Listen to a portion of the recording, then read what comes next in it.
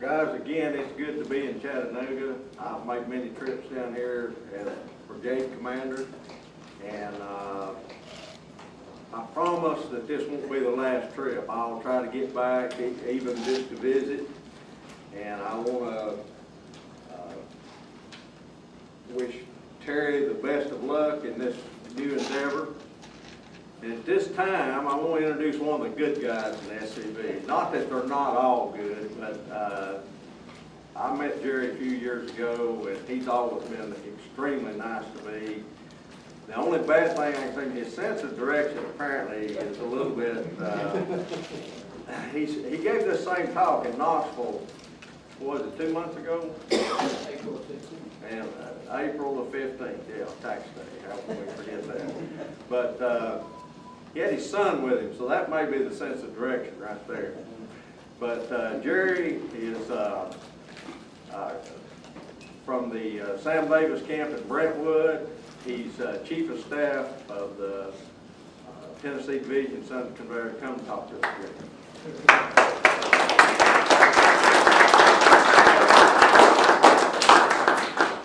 I appreciate that nice introduction. Nice to be introduced as one of the good guys. I haven't always been introduced that way, by the way.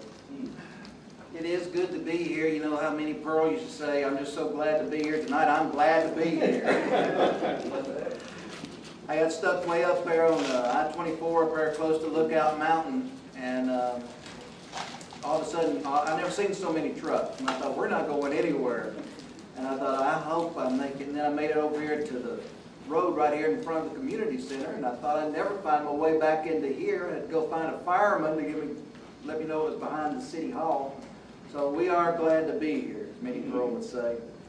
And like Earl had mentioned, I've been with Chief of Staff now for the Tennessee Division for, I guess going on 7 years.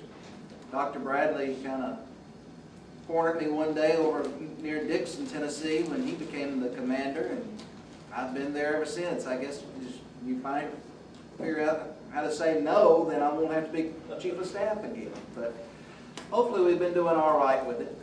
You know, growing up, it seems like you always have heroes. Now there's a big movie out right now, a lot of these superheroes in it. I haven't gone to see it. I don't plan to see it. I think it's called The Avengers, and it's comic book characters, and that's what young people's heroes are today. I grew up in an age from the 50s and the 60s where I had a hero by the name of Davy Crockett, and that hero to me became legendary through Walt Disney's movies. Many of y'all may even remember those. We could possibly even sing the song. My other great hero was a man by the name of Nathan Bedford Forrest. I didn't get that from a movie. I got that from sitting out under a shade tree listening to my daddy talk about Nathan Bedford Forrest. And I thought, these stories he tells, they're better than Hollywood. I mean, how could someone do the things that he did, and yet there's no movies? And a lot of times they don't call him the good guy. We had a fellow just to join the Sam Davis camp just a couple of weeks ago. Young boy, about 30. That's young to me. And I told him about this, which I'll remind you, by the way, the Nathan Bedford Forrest Homecoming, which will be June the 16th. And I hope some of y'all can come down to his boyhood home in Chapel Hill, where we'll have all-day reenactment, food, fellowship, storytelling, music. Try to come by and support the general. But as I was telling this young man about Forrest, I began to think, well, maybe he doesn't know much about this man. I said, are you familiar with Nathan Bedford Forrest? He said, only the bad stuff. And I thought, that's sad. I thought, that's really sad. And that's the way things have gotten in our society. Anybody Confederate is considered one of the bad guys. Nathan Bedford Forrest, only thing I've ever heard are the bad things.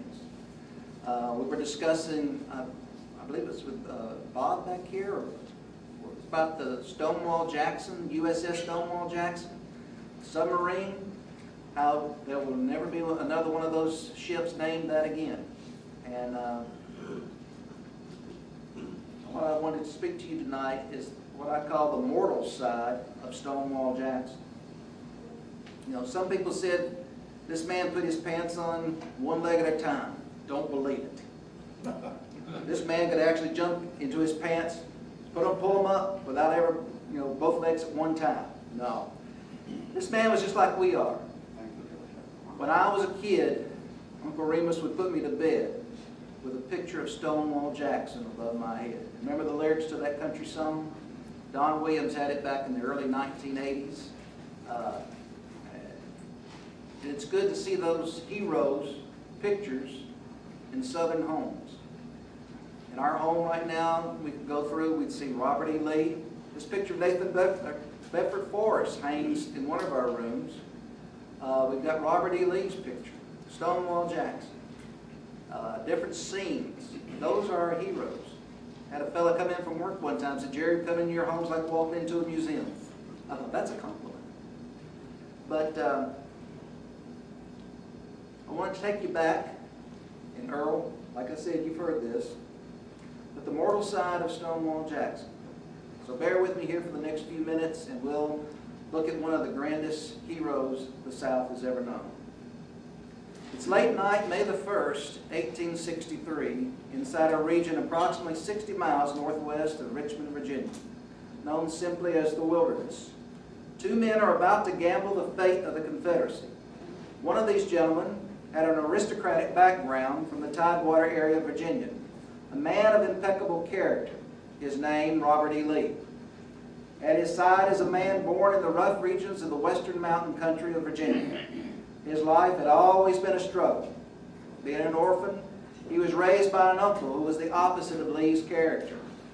This man's name was Thomas Jackson. You and I and the world know him as Stonewall. What has brought these two men together at this rendezvous in the wilderness is the fact that they have an army of 62,000 men about to encounter the Army of the Potomac with 134,000 men. An army with more than 400 pieces of artillery. Lee and Jackson had half that amount. Leading the Army of the Potomac is General Fighting Joe Hooker. Hooker had boasted that he was leading the finest army the sun ever shone on. He also stated to Lincoln, "May God have mercy on General Lee, for I will have none." General Lee, the commander of the Army of Northern Virginia, has already divided his army. He had left 10,000 troops under Jubal Early at Fredericksburg. Generals Anderson and McLaw had their men laying as a buffer in front of the advancing army, which had come to a halt at the Wilderness the last day of April. Lee and Jackson decide on a plan to flank Hooker's army. Even though they were outnumbered, they felt this was the risk they must take. This flanking march would be under the command of the best man for the task, Stonewall Jackson. General Lee asked Jackson, "How many men will you take?" Jackson's reply, "I will take my whole corps." This was a total of 28,000 men and 80 pieces of artillery that would compose Jackson's strike force. Robert E. Lee would be left 14,000. To risk the future of the Confederate States of America in the care of someone with the odds so stacked against them, that someone must be immortal.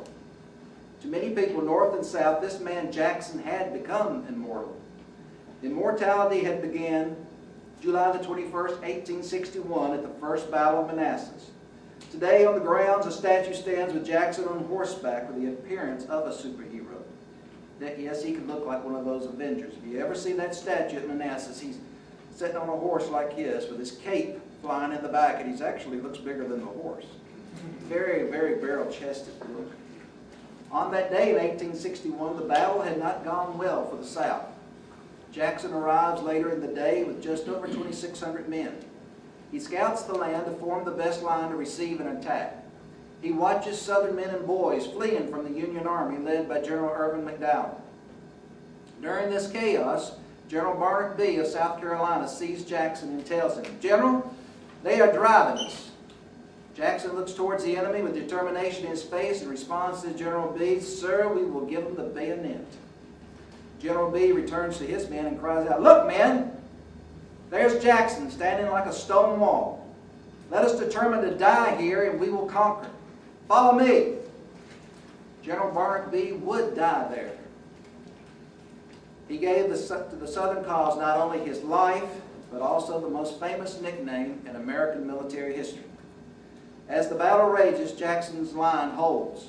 Generals Pierre Beauregard and Joseph E. Johnston furiously send every available unit to support Jackson as his line stiffens. Once the Union Army begins to run, Jackson orders a charge, and with it he tells his men to yell. Jackson described this as the sweetest music on earth. To the North and to the world, it became known as the Rebel Yell. Jackson's legend began that day. The nickname of Stonewall stuck. This man of humble background pushed his army to victories throughout the Shenandoah Valley. His army, known as foot cavalry, was so elusive to the Union commanders. Where they thought he should be, he wouldn't. Where he shouldn't be, there he was. Once he joined forces directly under Lee, they became a 1-2 punch that was almost invincible. Throughout the South, Stonewall Jackson was a hero. Throughout the North, he was the boogeyman that northern children feared before they went to bed. And that probably held true for northern politicians as well. As mentioned earlier, Thomas Jackson's parents died when he and his sister Laura were very small. Although born in Clarksburg, Virginia, which is now West Virginia, he was raised on his Uncle Cummins Jackson's farm and mill. Here he would labor, learn, and play. There the West Fork River twists and turns around the property. Tom Jackson loved the river. It served as his escape. Across the river was a grove of white poplar trees. He often went there alone. In the shades of the trees, young Tom Jackson could enjoy the solitary times. Getting an education was difficult for boys in this part of the mountains, but Tom strived to do his best. When an opening at West Point became available, he sought the aid of his congressman, Samuel Hayes. Hayes chose a young man by the name of Gibson Butcher over Jackson. Butcher found out soon he wasn't West Point material and left the academy. Jackson once again pursued the vacancy from Congressman Hayes. This time he got the appointment. His first roommate was a Tennessean named Artemus Turnley. I just throw that in there because he was a Tennessean. Thomas Jackson gains the name of Old Jack at West Point. He seemed so much older than the other cadets. In 4 years, Jackson never received a demerit for misconduct. His first 12 months, he totaled 15 demerits. These infractions were minor violations of the Academy's regulations. Compared during the same time to future General George Pickett's 167 demerits. By the time he graduated in 1846, he was 17th out of 59 graduating cadets. 20 of these graduates would be generals during the war, Jackson being the most famous. West Point behind him, war with Mexico laid ahead. His shining moment came at the Battle of Chapultepec. His bravery, or craziness, helped turn the tide of that battle. He exposed himself to enemy fire trying to get his artillery unlimbered after all the horses carrying the artillery were either killed or wounded. Time and again the enemy fire missed him. The rest of his crew had run for cover behind bushes and rocks. Jackson called out to them to join him. "There's no danger," he cried. "See, I'm not hit." Later Jackson said it was the only lie he knowingly told. With his persistence, he was able to get his 2 pieces of artillery usable and effective as his battery crew began to come out from hiding to aid the lieutenant. General Winfield Scott would congratulate Lieutenant Thomas Jackson for his deeds, which helped in the capture of Mexico City. Jackson would eventually leave the Army and become part of the faculty at Virginia Military Institute in Lexington, Virginia. As a professor of physics, he was known to have the power of concentration and a photographic memory, but as a teacher, very uninspiring. Thomas Jackson had a deep interest in religion. As a teenager, he attended a Baptist church. In Mexico, he studied Catholicism. At West Point, he was influenced by Episcopals. It was here Captain Francis Taylor encouraged him to read his Bible. He read it without any emotion, just as a sense of duty. On Sunday, April the 29th, 1849, he was baptized by Reverend Michael Schofield at St. John's Episcopal Church in New York City. Once he moved to Lexington, he found his spiritual home in the Lexington Presbyterian Church, which still stands there today. He became a deacon and Sunday school teacher in this church. He even had a Sunday school class for blacks that met on Sunday afternoons. He was actually breaking Virginia law by doing this because in the course of studies, these blacks were learning to read and write, both prohibited by state law. His favorite Bible verse, "For we know that all things work together for good to them that love God, to them who are called according to His purpose," from Romans chapter 8, verse 28. Jackson was asked one time why he could be so calm on the battlefield with bullets flying around and men dying and cannon going off. He said, "I'm just as safe here as I am in my own bed because I'm in the hand of God. It doesn't matter where I'm at, I know I'm in the hand of God."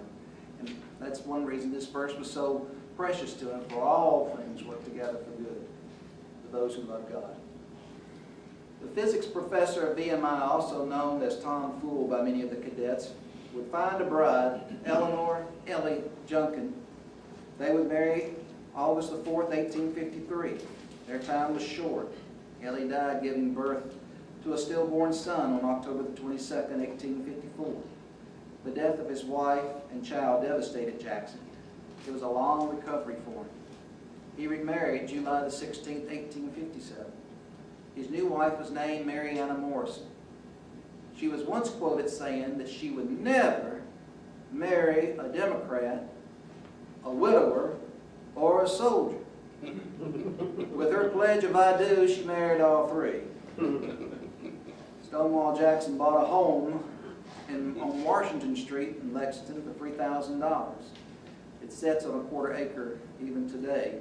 They moved in it in 1859. Several nation-shaking events began to have a domino effect. The John Brown incident, which Jackson and a unit of VMI cadets were witnesses to Brown's hanging, Abraham Lincoln's election, and the secession of 7 southern states. On April the 12th, 1861, Fort Sumter was fired on in Charleston Harbor, South Carolina. Meanwhile, in Lexington, Virginia, on April the 13th, 1861, an incident occurs. Potential violence breaks out in the streets between VMI cadets and Unionists. After other faculty members had failed to calm the cadets, Jackson simply walks upon the situation. This is a Saturday afternoon.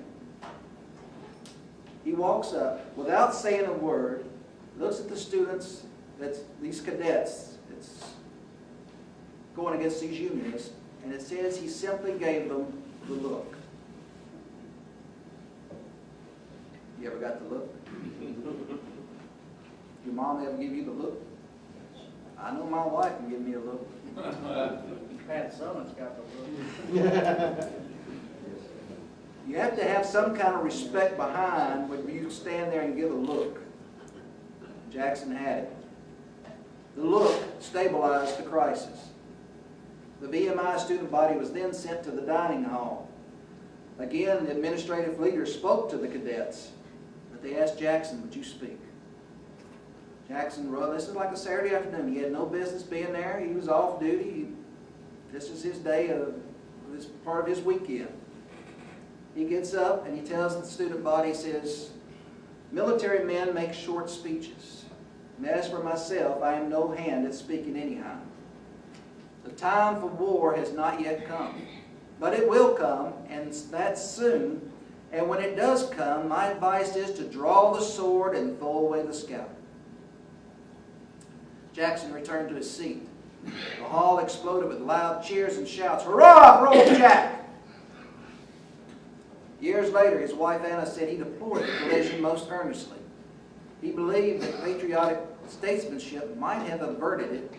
He loved the Union as only one who had fought under the flag could love it.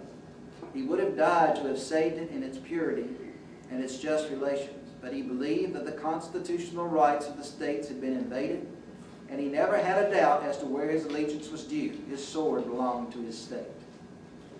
Jackson left his home and Lexington for the last time Sunday, April the 21st, 1861.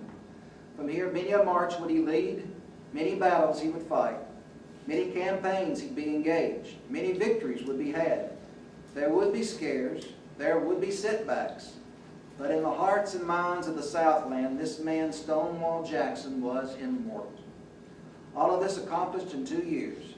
Major Andrew Wardlaw of 14th South Carolina told his wife, "I must admit that it is much pleasanter to read about Stonewall and his exploits than to serve under him and perform those exploits." Meanwhile, back in the wilderness near Chancellorsville, Virginia, the decision made for him to lead a flanking attack on Joe Hooker's finest army ever assembled, Jackson, in the wee morning hours of May the 2nd now, 1863, removes his sword and leans it against a tree. With the signs of the head cold coming on, Jackson stretches out beside the tree to sleep for a couple of hours. As he drifted off to sleep, he knew he had a busy day ahead of him. Jeb Stuart had informed him and General Lee earlier in the evening that Hooker's right flank was vulnerable. In Jackson's mind, here lays the opportunity to end the war. Crush the Army of the Potomac, and the Confederacy would be a free nation. He knew the South could not sustain a long war. The South didn't have the men nor the material to keep fighting for years. His attitude was to throw everything you could at the enemy while you were able to and destroy him. With only 2 hours of sleep, he rises, chilled, and seeks a campfire nearby. He sat down on a cracker box and accepts the company of Chaplain Tucker Lacey. Many times our conversation had pertained to religion. Jackson needed something else this time. He needed a secret route around Joe Hooker. Chaplain Lacey's family had property in this area of the state. Jackson inquired if he knew of any roads to make a flank. Lacey said, "There is a blind road." This road was on the land of Charles Welford. While they sat and discussed the route, Jackson's sword, leaning against the tree all night, falls. Knights of old view a fallen sword as a bad omen. Soon General Lee would join in on the Cracker Box Conference. Guides would be obtained for the blind road. Charles Welford had recently opened this road to haul wood and iron ore to his furnace. His son, Charles Beverly Welford, and well-known hunter Jack Hayden would serve as guides. About 7:30 a.m., the Second Corps began to move out. Lee and Jackson meet one last time near an opening called Catherine's Furnace. The conversation doesn't last long. Those watching saw Jackson point towards the west. Lee nods in agreement. Jackson on his horse Little Sorrel begins to trot in that direction. Lee watches the immortal Jackson right away. He would see him no more. The Second Corps' order of the day: quickness, silence, and secrecy. The march would cover 12 miles. 3 times during the day they received short breaks. Now, I will interject this a little bit. We went up on that route one time, a little Chevy Corsica, and I beat the fire out of that front-wheel drive. I mean, it was totally out of line. I thought I'd never make it back to Nashville. But that is one little rough road to be trying to get up through there. But 12 miles of road. 3 times during the day, they received short breaks, but no food. Very low water. About 2 p.m., Fitz Lee gives Jackson a look at Hooker's right. Fitz Lee said Jackson began to flush and move his lips without making a sound. He must have been praying, Fitz Lee thought. What Jackson saw was the Union's 11th Corps under General Oliver Hunter. The soldiers were chatting, smoking, playing cards, and cooking. Their arms were stacked. The cannon stood unattended. They weren't aware of any danger. By 4 p.m., Jackson's 2nd Corps would be in formation to attack the Union Army from its blind side. Deer, wild turkey, rabbits began to run through the Yankee camp, and behind them the orders to press on to the men of the 2nd Corps. Jackson's men had marched nearly 14 miles without food and now proceed into battle. Of the 28,000 who began the march, only 15,000 had arrived. General Alfred Colquitt of Georgia had an unauthorized halt along the way, which backed up 13,000 troops. I think they're still on Interstate 24, by the way. He was spooked by an attack on his left by Yankee cavalry, which didn't exist. Jackson's victory would have been swifter if he'd had his full corps. Still, the sudden attack is going well for the Confederates, but the sunset has given way to a full moon rising. Total victory is within Jackson's grasp, but the darkness is not his ally. The night brings confusion in his lines. The main attack has come to a halt. Around 9 p.m., Jackson with 8 staff members ride on seeking more information on the enemy. General A.P. Hill with 9 staff members ride several yards behind. Brigadier General Jim Lane's North Carolina troops had skirmished with the 128th Pennsylvania earlier in the darkness in this same vicinity. Jackson, one of 19 horsemen riding near the 18th, North Carolina, and is the farthest away. A shot fired from across the plank road triggered several more shots. A large volley is then fired from the south of the plank road by the 7th North Carolina. Little Sorrel, his horse, panics and takes Jackson towards the 18th North Carolina. Jackson is hit. 3 .69 caliber bullets struck him at the same time. The immortal Jackson bleeds. Below the left shoulder, the left forearm, and the third shot hits the right palm and breaks 2 fingers and lodges against the back of his hand. Little Sorrel's in a panic. Jackson is struck by limbs, hitting him in the face as he rides as the horse carries him through the forest. The horse is finally brought to a halt.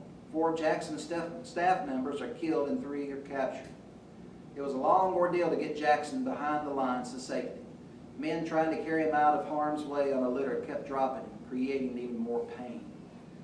Once he's in a field hospital, his doctor-surgeon, Hunter McGuire, examines the wounds. He warns Jackson he may have to amputate his left arm. Under the supervision of 4 doctors, the amputation is completed by 3 a.m. Chaplain Tucker Lacey observes the severed limb. He bundles it up and carries it to Elwood, his brother's summer home. He buried Jackson's arm in the family cemetery. It rests there to this day. General Lee learns of the wounds of Jackson.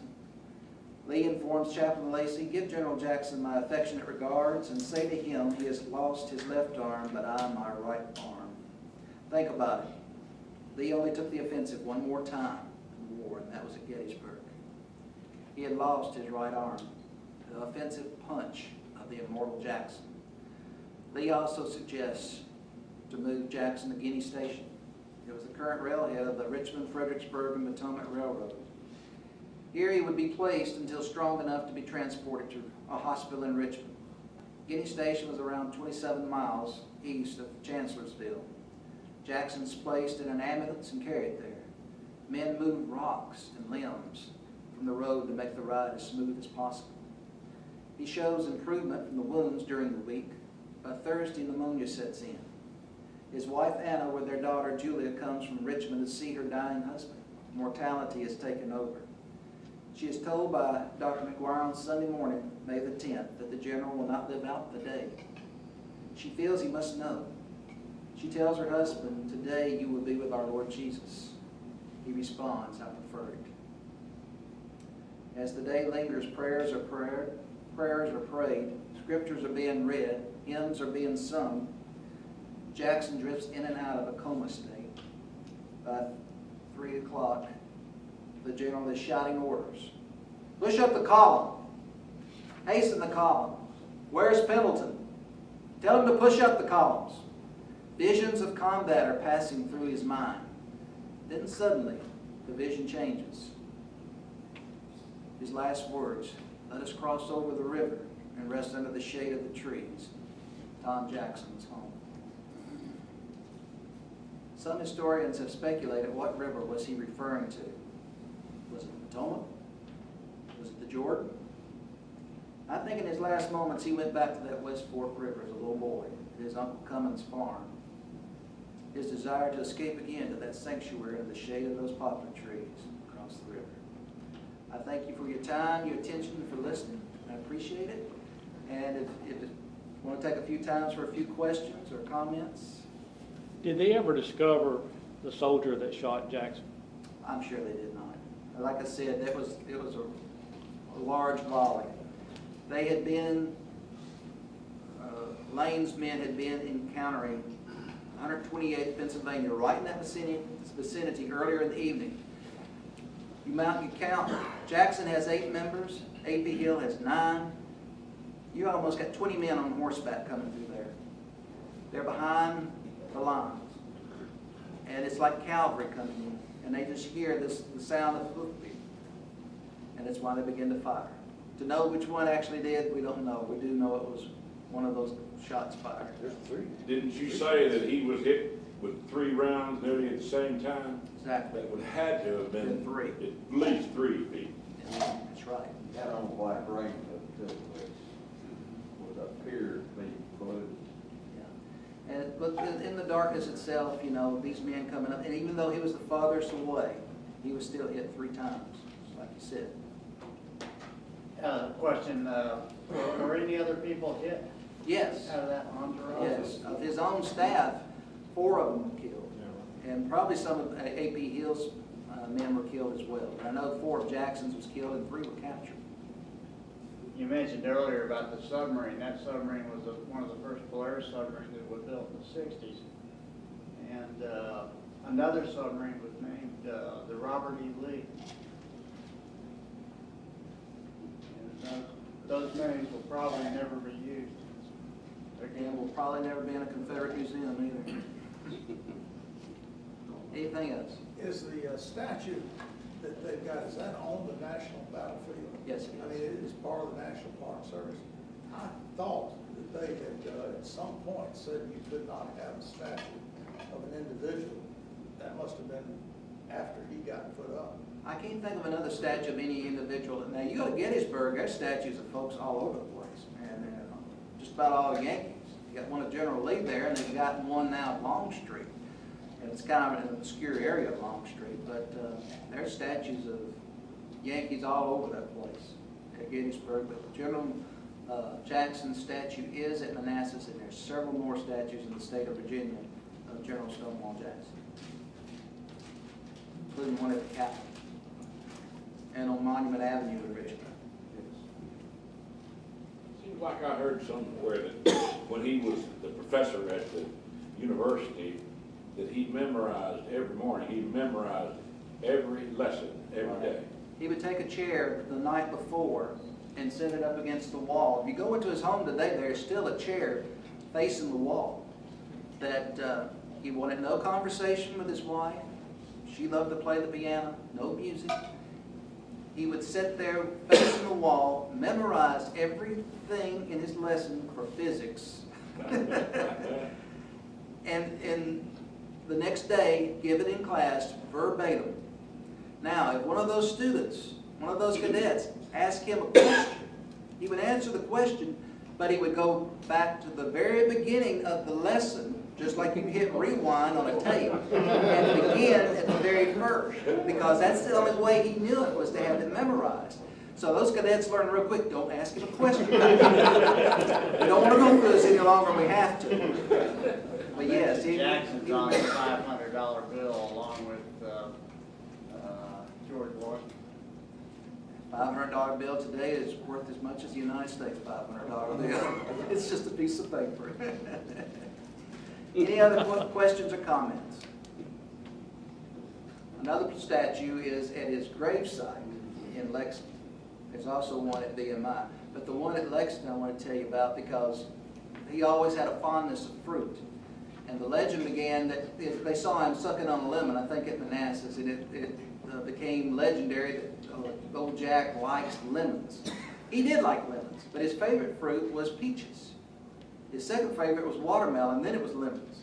But you go to his gravesite, I've been up there several times, almost any time you go up there, you'll see a lemon, or maybe 2, where someone's pitched through the fence there and lays right beside his grave. Someone is sending some lemons to the general. Earl? I visited up there several years ago, and this is the gospel truth. There were lemons all over the grave, and there was a battle flag and a BMI classroom. Somebody got it right. I'm not going to touch that. He's quite a man. He's quite a man. Usually, y'all haven't asked this one, but usually I get asked this, would Jackson have made the difference at Gettysburg had he been there? And the answer is yes, of course, but my answer is I don't think there would have been a Gettysburg if Jackson had survived. I think he was determined to end the war right there at Chancellorsville. And so there may have not been a need for Gettysburg. That's the story I They like. have pushed right to Washington. Yeah, and there was times right after the first Manassas, he wanted permission to go into Washington then, but the order did not come to pursue. You mentioned his favorite Bible verse. I've heard that his favorite hymn was "There is a fountain filled with blood, drawn from Emmanuel's veins." That was his favorite hymn as well. May have been. What happened to his horse? Little Sorrel? Yeah. Well, they got her back, And right now, she's stuffed right there at the campus of VMI. You can actually go in and see the horse in a glass case at VMI. It's just like Lee's horse. Lee's horse is not stuffed. Traveler is buried there at Washington College, Washington Lee College. But Little Sorrel is actually stuffed there at VMI. And for years after the war, it was like the VMI mascot. The cadets took care of Little Sorrel for years. Is there a hand over here? Guess I'm just hearing a cricket. Is it true that when he received his Army checks, that he sent all or most of it back to the Sunday school class of the black children that he taught? I don't know about all of it. I know he sent, he was always corresponding to see how the class was doing. He was very interested. That class had about 100 to 120 individuals in it, of all ages, male and female. He was always sending money to missions, and his missions was over the mountain, which would have been back into what we know now as West Virginia. I will tell you a little story. It was pulled off the interstate one time coming back from down in Pennsylvania, in Winchester, Virginia. There's one of those brown signs that says Stonewall Jackson's headquarters in Winchester. And I thought, I don't know if I really want to pull off and ride over there or not. You don't know how far back it might be. It might be like the East Ridge Community Center. It might be behind a building somewhere that you just can't locate. But we pulled off, we drove over there, and it's a little yellowish looking house back here. You've seen it in paintings. They used it in the movie Gods and Generals, that same house.